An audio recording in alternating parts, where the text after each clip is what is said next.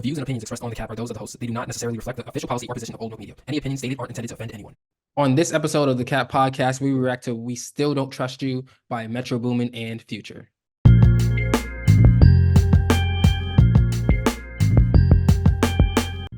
Welcome back. This is episode 505 of your critical but accurate tour through hip hop, the Cap Podcast. We are your tour guides. I am Nate Sperlin. That is Taylor McLeod. Thank you for tuning in on YouTube, listening on Spotify, Apple Podcasts, or wherever you might be listening to your podcast. Do us a favor. Feel free to subscribe to the channel, give us a like, and just follow us on Instagram, TikTok, YouTube, at OldMilk Media. That being said, we have lots to talk about today, as we already established. But before we get to that, Taylor, how are you doing today? I've had this answer ready since Thursday night, since like 10 p.m. Thursday night, 10 p.m. Pacific Standard Time Thursday night, and it directly relates to this album. So normally I have like a feeling about something else, like sports or weather, or some other, whatever. This relates directly here. I feel really good. This album really made me feel good about my principles as a human being. Because I listened to 11 songs. There's 25 songs in this. I listened to 11 when I went to sleep. It made me feel good that not even Future and Metro Boomin could make me sway on that opinion. Like I was like, this is far too long. I have to rest. All right. So on this episode of the Cat Podcast, we will be discussing "We Still Don't Trust You" by Future and Metro Boomin. This album contains 2 discs. Disc 1 is 18 tracks long, 1 hour and 9 minutes long, and it features The Weeknd 3 times and J. Cole. And disc 2 is 7 tracks long, 19 minutes long, featuring Lil Baby and A$AP Rocky. Altogether, like Taylor said, is 25 tracks long and 1 hour and 28 minutes. That being said, we're starting with disc 1. Feel free to join the conversation in the comments below. That being said, Taylor, what is your reaction to disc 1 of "We Still Don't Trust You"? So I have like kind of like a split reaction. So my reaction to the album by itself, to disc 1, so the first 18 tracks, is like, it sounds like they had a great time making this album. Like this is like, sounds like Metro Boomin is like, all right, we need to have a little more like groove in our life. You know what I mean? Like let's get this. It doesn't have to be sad. It doesn't have to be, Future and Metro. It can be like, all right, let's make some bangers. Let's make some like 80s dance music. All right, I'll make the 80s beats. Future, you get on, and then The Weeknd, you sit on the couch, and whenever we need you, you be ready. All right. It sounds like they had a ball making this. Like that was my first reaction. I was like, wow, this is great. Now, within the context of the name of the album, "We Still Don't Trust You," and how the first album went and the rollout up to this, the first disc, within the context, it's almost like, hang on, why is this the album that came out in the context of this? Because it's like, we have this like this beef bubbling up between, everyone, Future, Metro, Drake, Kendrick, J. Cole, everybody. So we've got this build up for 2 weeks, and then the first song is like this like super crazy like 80s like Future's like singing on it, and it's got like the like video game voice where it's like, "We still don't trust you." It's like an unbelievable start to this thing. So the music, I had a ball listening to this, and it sounds like they had a great time making it. Within the context, it was a little confusing, but it's pretty easy for me to be like, all right, Future Metro, I don't need to think of anything else. So my first reaction was, this is really like fun. It doesn't hit the same way that Hendrix hit after Future in 2017, where it was like, oh, we had the more melodic album come out second. It's not quite to that level, but it still is like, all right, these guys are capable of a lot. And again, like we said last week, Metro puts Future in positions that no one else does to succeed musically. So I can certainly appreciate that. Yeah. Quick question. Do you think if this drops immediately, the week immediately after "We Don't Trust You," so probably like 2 weeks ago, do you think it has the same feeling of the Future Hendrix back-to-back albums, double albums? Yeah, maybe. I mean, I've been listening to "We Don't Trust You" a lot still, like every day since it came out. So I still have that feeling of, it's like it's so soon after it. But I more say like the feeling of Hendrix, because Hendrix is like maybe my favorite future project ever. So it's like that one, I hold it in such high regard, and I wouldn't put this up again. Like "We Still Don't Trust You" to me, it doesn't stand with Hendrix. But if they were closer together, it may have felt different because what, there was 3 weeks in between these. Yeah, about 3 weeks. Yeah, so I mean potentially, but I think the Hendrix comparison to me is more like a, it's just not, it's not Hendrix. Yeah, I got you. So, first of all, the fact that we have a double, well, honestly, we have three projects from Future and Metro Boomin. That's great. That just means that hip hop is healing. You know, like everything just seems right when it's either when Metro's producing at the highest level and he has one of the best rappers of all time on his beats. Everything just seems right. So, to that point, it just reminds me of the Future Hendrix that we were just talking about. Just the understanding that one is going to be more towards hip hop and the other one's going to be more towards R&B. But I think this one is more of an R&B album. However, and this kind of shows Future's versatility. A lot of the R&B songs that he has can be hip hop songs and vice versa because there are times where he'll sing on the hook like he's giving more he's dragging notes out more on this album, but he can easily do that on a hook on one of the songs on We Don't Trust You and it would still be a hip hop album. So just showing the versatility here. I also think this might have more legs than We Don't Trust You, just for the simple fact of it's R&B album one and two. The Weeknd is on this three times, and having the Weeknd on it three times, like I know for like it doesn't even matter if like obviously the Weeknd makes good music. The Weeknd, Metro Boomin, and Future make great music together, but it's like one of those things where it's like too big to fail. Where like you just have like three of the biggest names in their respective genres coming together or subgenres coming together, and because of that, it's just too big to fail. So because of that, I think that this might have more legs than We Don't Trust You. But overall, for me personally, subjectively, this isn't necessarily my favorite Future version of Future. My favorite version of Future is more the hip hop DS2 type Future, which is what we get on this too, which is why I really love that. But the reason why it's not really like it's I'm just not really that much of a fan. Like I don't really replay ballads like in my daily listening diet. I don't really like have like the singing ballads or anything like that. I just like hip hop, like just really just straight up hip hop. Like other things like Pink Panthers might go in there and stuff like that, but mainly for me it's just hip hop. So this isn't really my favorite type of Future, but it's still really really good. And even I can recognize someone who isn't really much of a R&B fan in the first place can recognize how great this album is and how great Future performs on it. I also like how like it's just a completely different sound from We Don't Trust You. Some things are similar, but Metro is good enough to is good, not even good, great to the point where things can all be cohesive together, but still you can recognize the difference in sounds.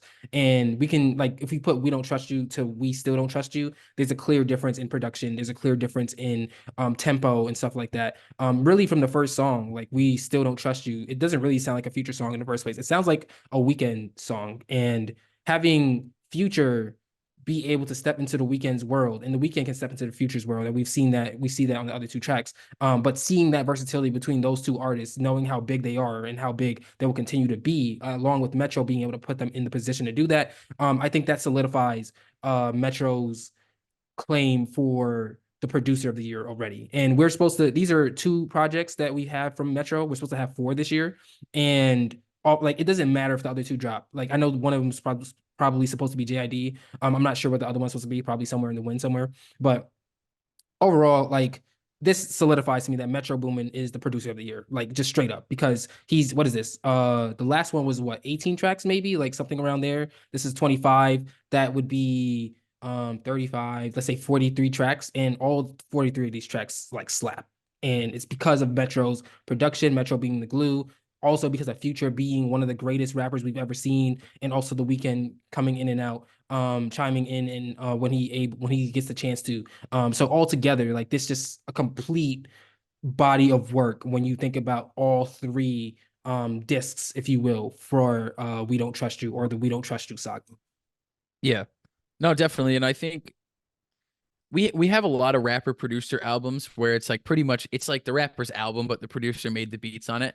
When it's Future and Metro, especially here, like on these two projects here, the disc one, disc two, and then the first one, um, this is just as much a Metro project as it is a Future project. And I think that makes it easy for me to like enjoy these first 18 songs to be like, all right, yeah, like this is it's not just like I'm not just locking into it because I'm like looking for, one of my favorite rappers, favorite artists of all time to do their thing. It's like, no, it's like this combination of a rapper and a producer. Like that's what I'm here for. So I think for me at least, that's been easy to enjoy. Like you said, it's like 43 tracks or something like that. It's made it easy for me to at least enjoy all of them. I wouldn't say that like I'm gonna come back to every single song across these, 3 or 2.5 projects, however you want to characterize it. But it's still like going into being like, yeah, this is Metro, like kind of like showing off a little bit too. He's not just like 21-year-old Metro trying to make these beats for Future. It's like, no, this is Metro Boomin showing what he can do and what the both of them can do together. I know that I'm excited for disc 2 as well. So are there any tracks here that like stood out to you? Because there's a few that stood out to me that probably deserve a mention, but for the most part, I think a lot of them blend together. So there's only a few that really, really stand out like that. Yeah. So I think the first thing we have to well, I already acknowledged the first track, We Still Don't Trust You, and how it's more of a weekend track than a future track, but future glides effortlessly on it. I think on Drink and Dance, we have to acknowledge that Chris Brown has some vocals on there.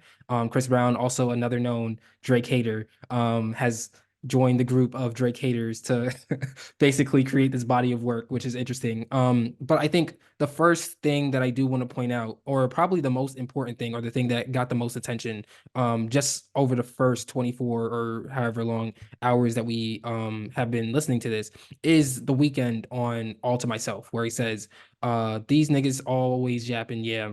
I promise that I got your back. Oh, look how they move, how we moving, baby.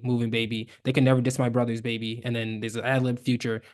When they got leaks in the operation, I thank God I never sighed my life away. And we never do the big talk. Their shooters making TikToks got us laughing in the Lambo. So that's the most direct that I expect the weekend to get with when talking about Drake. But it's just again, it's just like the Drake hating Avengers just come together, and it's just somehow it just happens that all the Drake hating Avengers are just like arguably some of the greatest artists of all time. And because of that, the music is just so great. And then with that, it's just seeing them take these shots, because Drake has been taking shots at like really all these people for years. Like it's like one of those things where they like we as fans may not know, but like the people who the shots are intended for know. So it's Yeah. really just like one just big get back. And I think that All to Myself is the weekend's chance for his get back. Yeah, I mean, I have a funny feeling that Drake will probably get back at some point here. But hey, I think another little piece to this puzzle is did you, on the song This Sunday, did you notice anything? Um, Not really. So What do you? Uh-huh. the hook from This Sunday is the hook on Feel No Ways by Drake. Oh, Future's gotcha. been credited as a writer on that Hmm. since the beginning, so it's not like this crazy like revelation, but it is interesting for what 8 years later now for Future to dig up this because This Sunday sounds more like a demo than some of the other tracks. Yeah. Uh, it is interesting that in the middle of all this, he's pulling up this track that he made this hook that ended up being part of the hook on one of Drake's like I don't know if Feel No Ways is one of his most popular songs, but it's one of the songs that people point to when they Hmm. talk about Drake as like an artist and not just like the pop star. They Hmm. always like Feel No Ways. So I thought that was interesting. I thought that was a little petty move by Future and Metro to be like, hey, we made part of that. It didn't no one talked about it as much as I thought they would, Hmm. but I thought in the context of all of this that things would that would get pulled up a little more. But man, this whole first 18 tracks, there's like a level of there's a it's like a subgenre of Future's music because Yeah. he has like his own genres, it feels like sometimes. A lot of these first 18, like Drink and Dance and even Jealous and like nights like this and Came to the Party. When Future's like happy, it's like this whole other genre of music. He makes this like this kind of like beautiful version of his own music where it's not sad, it's not like paranoid, it's not flexing. It's just like kind of like he makes these like love songs. Cause obviously we know about other love songs that are like drenched in sadness though, right? Hmm. Like they're not like throwaway. You could be like, oh yeah, that's about, love, I suppose. But when he gets really where it's like it's all positive, it's just like it's this version of Future that, like you said, that it's probably not your favorite, but I think it's like this amazing thing that he's able to do. And I don't know, it's so interesting that all of this is happening within this context, because there are songs here that I feel like, especially with summer around the corner, would be able to at least have some like, hey, like this is kind of like Future doing, like giving us like lighter, like maybe not party music, but kind of like just like having a good time, like, you know what I mean, like Yeah. enjoying life kind of music. um yeah, so those, like, it's just, I don't know, this album following the other one, and then we have disc two. It's just, I said it's like a Future and Metro collab, and it is, but like the more we talk and the more I think about it, and I'm like looking at the track list, it's like, yeah, Future is really, I don't want to do any more big three talk. Like, I'm sure me and you will get into it as time goes on, but it's like, in terms of like most versatile, most accomplished, most talented, like Future's right up there with Yeah. his generation. And to me, a lot of the times, to me, like he is the best from this whole generation. Like, because he could do so much, and it's in such like a authentic way whenever he does it. Because it's always like, when Drake takes on a personality, he's like in that personality. Future does things Future's way, but a bunch of different things. So it's like, it's really, I'm just rambling. But the more we get into it, it's like, yeah, Yeah. I mean, honestly, the more I think about it, the more I think like, first of all, if we make this a Fantastic Four, Future is definitely in it, one. yeah. And then two, I think when you compare overall bodies of work, when you compare classics, when you compare hits, when you compare cultural impact, there might be a chance, like if we're just comparing artists, and their discographies, Future's might be the most qualified to stack up against Kendrick's, because Future has the classics. He has more classics than Drake. He has the hits. He has the cultural impact the same way that Kendrick does. Like Kendrick has four classics. Future, I'm sure we could probably point out two or three classics in his discography. Drake, we can really only point out Take Care. So like because of that, Drake is kind of eliminated from this conversation in terms of classics. But the more and more you think about it, they might not be in the same lane, because like Kendrick is more of a lyricist. There's more like to his music, more like societal impact, if you will. But in terms of like artsy, cultural hip hop impact, Future might have the same amount of impact as Kendrick. And from that standpoint, they might be the top two. Well, we can agree to disagree about some things that were just said like they were fact, but that's neither here nor there. When it comes to impact and what we have seen, you know, this genre transform into over the last decade, decade and a half, like I think there's an argument to be made that Future's far and away the most impactful. Like Charlemagne said it on the intro to the disc two, like there aren't Kendrick clones, right? Yeah. There aren't people have tried to be Drake clones. It's like people have tried to be Kendrick clones, right? But like we have like multiple generations of rappers now who are like, I don't want to simplify it so much to say that they're trying to be Future, but like we have a lot of people who are essentially like doing their best Future impression, and it works for some people, it doesn't for others. But like when we like put Drake aside, we're just talking Drake or Kendrick and Future. Like I think there's an argument to me that Future is like the one who's like kind of stands alone here, Yeah. because no one can be him, right? Like you can rap well like anyone else. You can make a pop hit. You can get philosophical and societal, like you said, and you can, you know, there's like, but you can't be Future. It's also the effortless swag that Future Yes, has. And I think yes, that is what makes it like I think when you say nobody can be Future, nobody can also be like also nobody can be Kendrick Lamar. And it's like then it kind of gets into splitting hairs between which feat, if you accomplish it, is more impressive. Is it more impressive to be a genuine Kendrick clone or a genuine Future clone? And this is a thought that I just had within the past 2 minutes, so I don't have an answer. You might have an answer, but no, I think that it's something that is definitely debatable. Well, it's like you can't be any of these. Any like these top rappers of our generation are pretty like you can't beat, like, you know what I mean? Because if you could be them, then there would be others. And like Yeah, there's a reason that we're 15 years into all of their careers and we're still like future Drake, Kendrick Lamar, and future Drake, Kendrick Lamar, we'll leave it at that, are like the top of the conversation right now. You know what I mean? Like there's a reason that that's happening. And if all these other, because like 2 years ago we were having the who's the next big three, and it was like, is it Lil Baby, Jack Harlow, and someone else? And it's like, no, you know, like look where it's like it's just it's a moot point. It doesn't matter. But when it comes to like I the effortlessness of what Future does, because you can tell that Kendrick tries hard, you can tell that Drake tries hard sometimes. Future, you don't even know. It's just like, yeah, this just comes out of him. This is just who he is. So you kind of like throw your hands up, and it's just like, I'm so glad that like I'm so glad that like I'm a Future fan. Sometimes like it's one of those things where it's like maybe I'm more thankful for that in this music than anything else. That like his music, whatever switch that people have in their head, that mine is like, yeah, this makes sense. Like this is incredible. Because I know a lot of people who are like, I don't get it. Right? It's yeah. like I don't.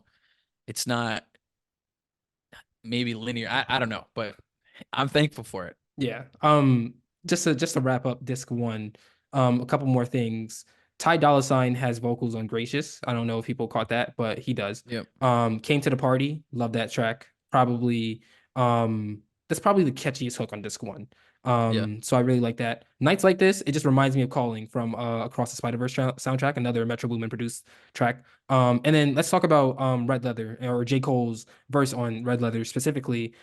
People think that when J. Cole says my energy was never on some toughest nigga shit, he's referring to why he ultimately deleted 7 Minute Drill in the first place. But the timelines don't really line up, because we had No. known that J. Cole was in the studio with Metro Boomin like months before any of this even happened in the first place. So it just, it's most logical to believe that J. Cole recorded that verse sometime when that video of J. Cole and Yeah. Metro, or maybe like picture of J. Cole and Metro, had surfaced. So I don't think J. Cole's really responding, or he doesn't, it just doesn't make sense linearly in No. terms of time. I will say, um, I did see this one theory, and if it's true, we have to put some respect, we have to restore the respect that we have on J. Cole's name. Like honestly, me personally, like J. Cole apologizing to Kendrick on stage, like that doesn't really impact me as much, because like J. Cole has always been someone who seems to be more for um the friendliness, the competition of it, just like the, what's the word I'm looking for? I guess the camaraderie amongst Yeah. rappers. So that just seems like directly on brand for him to apologize for. Like I like that's something that like also like, and there's a little nuance to this in terms of like, in terms of hip hop, what J. Cole did is a cardinal sin. Like you don't apologize for diss tracks. You don't do that at all. But we talk on this podcast all the time about artists who have grown, like 21 Savage, artists who failed to grow, like Nicki Minaj, and we we appreciate the growth in the artists. And also just as a person, we appreciate that as well. And what J. Cole did shows outside of hip hop, because hip hop is really just like it's an immature genre as well. So like if you're like 50 years old still living by the rules of hip hop, it's like I don't really know what to tell you. Like, but J. Cole being able to, as a human, grow in that way to recognize that this wasn't really me. Like I did something that was out of my character, and I don't really agree with what I did. And to be able to apologize on a national stage like that, I think Yeah. that's huge. Like that's just like straight up maturity. And we've been talking about this all year in terms of the grown-ups are in the room. And what J. Cole did is probably the most grown-up thing that any of these rappers are gonna do. So that's why it's a little bit more nuanced to me. But overall, like I like the verse on Red Leather. I think that's cool. But we don't need to kill J. Cole for this. No. Like it's like, okay, like No, it wasn't, it he wasn't even that effect big of a deal in the first place. Like he wasn't no, even he trying to effectively like just he beef. right. He removed himself from the situation. Mhm. You know what I mean? That's why like I just like when we're talking about it, it's like, all right, the three people left in the mud, or I guess four if you include Metro, it's like three people right now who are in it are like future Kendrick Drake, right? And Mhm. and we'll see how that plays out. But like J. Cole pulled himself out of that situation, so there's no need to keep like bringing him back to be like, what, like why'd you do that? You know what I mean? It's like, hey, he did what he did. whatever. That it's in the past. Yeah. Now let's get to this two, or as I'm going to call it, DS3. As soon as I heard it, as soon as I heard the first track, because like the intro was like it was cool. Having Charlamagne talk about how it's a Fantastic Four, and I'm gonna take that because like it is a Fantastic Four. But having that into Nobody Knows My Struggle, Nobody Knows My Struggle, that could have been made 10 years ago. Like genuinely, it could have been made 10 years ago, and it just sounds like that DS2 era of when we had like mixtape after mixtape, then album, then mixtape, then mixtape. It just brings me back to a place in my childhood when Do you, everything was okay. do you think that some of these were made back then? Because they Um, sound like it. Like they some of do. the instrumentals really sound like 56 Nights, Hmm. Purple Rain, like that era. Like it Hmm. really sounds like it. Yeah. So either way, this is a testament to the greatness of Metro Boomin in Future. If these were Yes. made 10 years ago and they're still slapping today, that shows how great their music is. It shows how Yes. much longevity their music has. If they just made this within the past year, that shows how great they Yeah. are in terms of being able to go back to an era and recreate the era verbatim. So either way, like if these are 10 years old or if they're 1 year old, either way, I am satisfied with this too. Like this is really the story of We Still Don't Trust You, in my opinion. Before we get to songs that we like, let's talk about what everybody is talking about. Let's talk about ASAP Rocky on Show of Hands. Um, Verse one. Oh, this is him rapping. Verse one. Call up Pluto Metro. Should have put me on the first one. Niggas swear they bitch the baddest. I just bagged the worst one. Niggas in they feelings over women. What, you hurt or something? I smashed before you burst, son. Flacco hit it first, son. Still don't trust you. It's always us, never them. Heard you dropped your latest shit. Funny how it came and went. Okay, so what are your thoughts on this ASAP Rocky verse on Show of Hands? I mean, we had a little, we talked about it a little bit when it happened, but it's like, yeah, like Rocky has every right to jump in here. You know what I mean? It feels like it's only right. And it's especially for him to, I don't know, appear on Show of Hands, but like the verse wasn't very impressive to me. And then it's really like he undercuts himself a lot because I think he really is stunting for a while. And then when he says like your recent shit came and went, it's like you should have just not talked about music, Rocky. You should have just Yeah, left that alone because the like testing whether you like it or not. That is what 6 years ago now. yeah. It's 6 years About ago. to be You've 6 years been ago. like yeah, you've been teasing an album for years after that. That it's had different names, different producers, different. You're in the studio with different people, so it's just like we all know why you're here. You have every right to be here, but it's like maybe I don't know. You like you got it's kind of he just like kind of like had this verse where he really is saying a bunch of stuff that's like it's a pretty good like he's gotten his little jabs in and then it's like but the music shit then it's like all right man. Yeah, like Same quick thing with Cole. It's like what don't lie about it. basically, yeah. We like realness in our raps. We don't like the lies. So yeah, like the last two lines about heard you dropped your latest shit, funny how it came and went. It just makes no sense. I think that the verse is much stronger without those two lines. But everything else, like I mean, as a man who is dating Rihanna and has children with Rihanna, he has to jump in because Drake has been subbing Rihanna for years.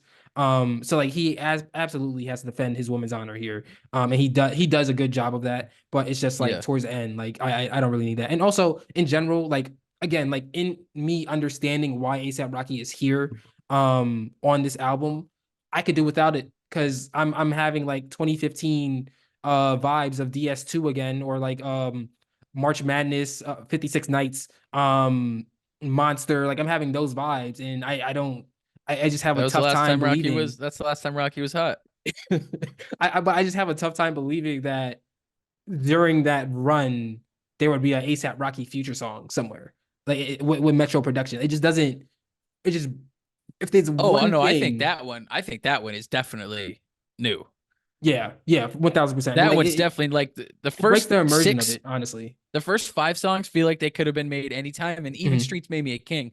That Hmm. one feels like it was definitely made recently. I like what you said about it feels like DS3. I think it's I prefer a full DS3, but You know, who knows if we're ever gonna get that. I'm glad. Like Metro said it on Twitter. He was like, "Yeah, we added those 7 on just for like the fan." You know what I mean? It was like very much like, here's this. Like you listen to this whole first album, this whole second album.